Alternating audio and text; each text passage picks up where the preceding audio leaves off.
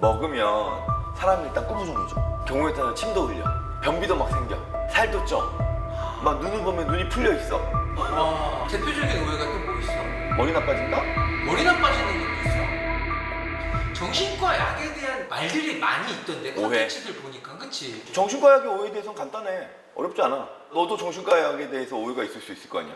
나는 아예 정신과 약에 대해서 무지해. 그냥. 누가 너한테 정신과 약 먹으라 그러면 어떨 것 같아? 그러니까 나는 굳이 왜지? 우울증이 있어서 혹은 강박이 있어서 어쩔 수 없이 약을 써야 되는 상황들이 발생할 수 있거든. 그치. 근데 막상 그렇게 증상 때문에 뭐가 힘들어가지고 병원에 오셨는데 막상 내가 진단을 하고 치료로 이제 정신과 약물을 사용하려고 그러면은 갑자기 화들짝 놀라시는 분들이 있어. 아, 정신과 약을 준다고 하면? 자기는 당연히 상담만 할 줄 알았대.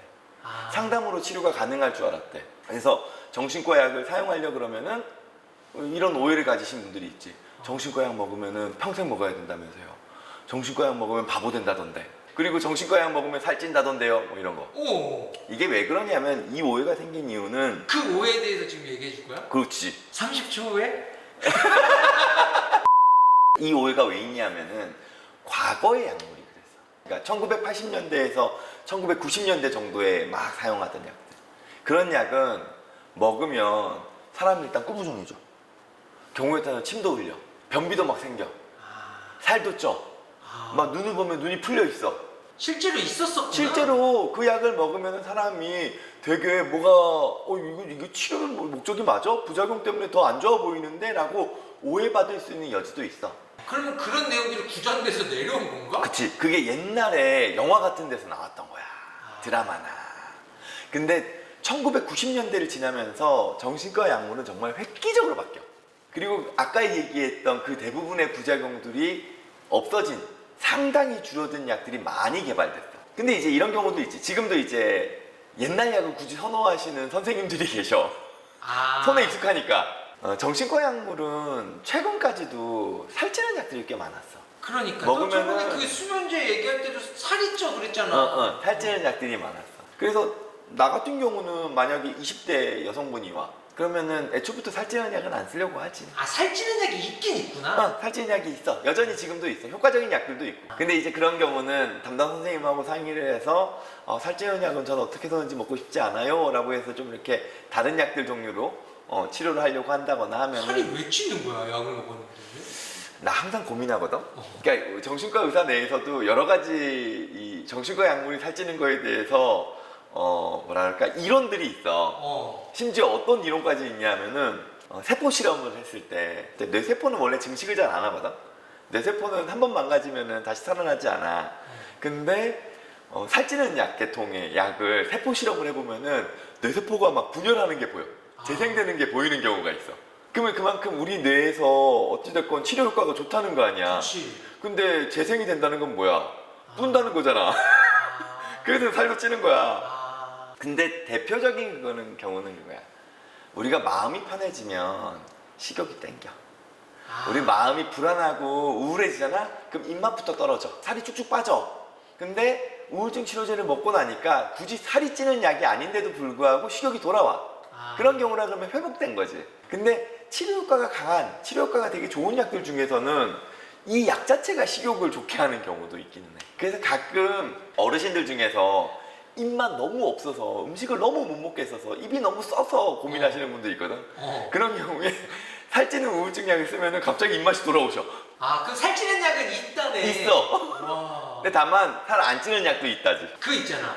정신과 약을 먹으면 평생 먹어야 된다. 끊지 못한다. 이건 어떤 병이냐에 따라 달라. 그리고 증상이 얼마만큼 심했느냐에 따라 또 다르고. 예를 들어서 내가 우울증이 있었는데 우울 증상이 너무 심해서 진짜 뭐 자살 시도도 여러 번 했다고 쳐. 근데 약을 먹고 좋아졌어. 이제 치료돼서 좋아졌어. 근데 약을 끊자니 혹여나 증상이 다시금 생겼을 때 또 위험한 행동들이 나올 수 있을 거 아니야. 그때는 이제 이 병의 경중을 따져서 유지 용량이라도 재발을 막기 위해서 우리가 약을 조금이라도 사용합시다 라고 하는 경우가 있지만, 일반적인 정신과적인 우리가 질병이라고 얘기할 수 있는 뭐 우울증이든 뭐 수면 장애든 공황이든 강박이든 이런 경우에는 증상이 좋아지고 난 다음에 당연히 약을 서서히 줄여서 끊는 걸 시도하지. 무조건 정신과 약을 한 번 복용하기 시작하면 평생 먹어야 된다 이건 아니잖아. 아니야. 그런 건 절대로 아니야. 근데 다만 이제 약을 조절하는 데 있어서 가장 좀 조심해야 되는 영역은 이거야. 단독으로 그냥 끊으시는 거. 아 혼자 네. 열정으로. 왜냐면은 이 바로 끊을 수 있는 약의 용량이라는 게 있고 단계적으로 줄여가면서 끊어야 되는 용량이라는 게 있어. 어느 정도 유지되는 약으로 사용을 하다가 갑자기 약이 뚝 없어져 봐봐. 그러면 병이 다시 올라오겠지. 그러니까 서서히 줄여야 되는 뭔지 거지. 알 것 같아. 우리의 정신과 질환은 뭐랑 비슷하냐면 스프링하고 비슷해. 그러니까 튀어 올라와 있잖아. 이거를 약으로 이렇게 눌러놓는 거야. 그러면 증상이 좋아져. 한참 오래 놔둬. 그러면 스프링도 이만큼 늘어났던 게 약간 좀 줄어들겠지. 탄성이 늘어지는 거죠. 그러면서 거기서 약을 서서히 줄여. 그래서 힘이 빠지는 거지. 그러면 올라오다가 어느 곳에 면 멈출 거 아니야. 그러면 이 상태로 계속 가는 거야. 근데 눌러놨어. 갑자기 약을 딱 떼. 그럼 어떻게 되겠어? 텅 튀어 올라오지. 그래서 갑자기 약을 끊는 게 안 좋은 게 그런 거야. 서서히 떼야 돼. 그 좋다. 스프링의 비유 너무 좋다. 그 경우에 따라서는 나는 약 끊을 때 이틀에 한 번씩 드시라고 하는 경우도 있어. 그러니까 서서히 빼는 거야. 약을 끊고 싶은 생각이 들면 당연히. 확 단약하지 말고 의사 선생님하고 상의해서 서서히 약을 끊어내셔야지 증상이 다시 재발 안 할 수 있어. 그리고 또 대표적인 오해가 또 뭐 있어? 머리 나빠진다? 머리 나빠지는 것도 있어? 그런 오해 많았지. 약간 정신과 약 먹으면 바보 된다고. 아니야? 멍해져서. 근데 그거는 뭐냐면은 대부분 수면제나 신경안정제 종류야. 그래서 수면제나 신경안정제를 가급적이면은 이렇게 낮춰서 사용하려고 하고 딱 필요한 경우만 사용하는 게 맞는 거고, 도파민 관련된 약이 생각을 좀 줄여줘. 그래서 그 약이 용량이 너무 높아져 버리면 생각이 확 눌리기 때문에 멍하다고 느낄 수는 있어. 근데 그것도 예를 들어서 우리의 생각을 줄여야 되는 상황은 내 생각이 너무 부정적일 때, 내 생각이 너무 많아서 우리의 뇌의 효율성을 제대로 활용할 수 없을 때는 생각을 좀 일정 부분 줄여줘야 되거든. 그리고 안 좋은 생각은 끊어줘야 되고, 그때만 사용하는 거지. 그리고 그런 생각이 줄어들고 난 다음에는 서서히 약 줄이는 거야. 그렇구나. 그래서 뭐 힘들 때는 정신과 약 먹을 수 있지 않을까? 어때? 아니 그러니까 나 그게 익숙치가 않아서. 나 너무 근데 기본적으로 약을 너무 싫어하더라. 다른 내과 약이나 이런 것도. 감기약도 잘 안 먹는다며. 그러니까 잘 안 먹어. 와이프가 주면 먹어. 아 그럼 내가 줄게. 먹으라고. 나라고 뭐 우울증 생기지 말라는 법이 없잖아. 정신병적 증상이 올라올 수도 있을 거고. 그래서 내가 우리 와이프한테 가끔 얘기를 예전에 해놨었지. 내가 만약에 우울증이 너무 심해지면 나는 약간 조울성이 있으니 이런 계통의 약을 써야 된다고 정신과 선생님한테 얘기를 해라. 아니 우울증이 심해지면 네가 그 말도 못할 정도가 되는 거야? 아 뭐 경우에 따라서 나도 이제 생각이 너무 부정적으로 빠진다거나 뭐 이럴 수 있잖아. 혹은 그치.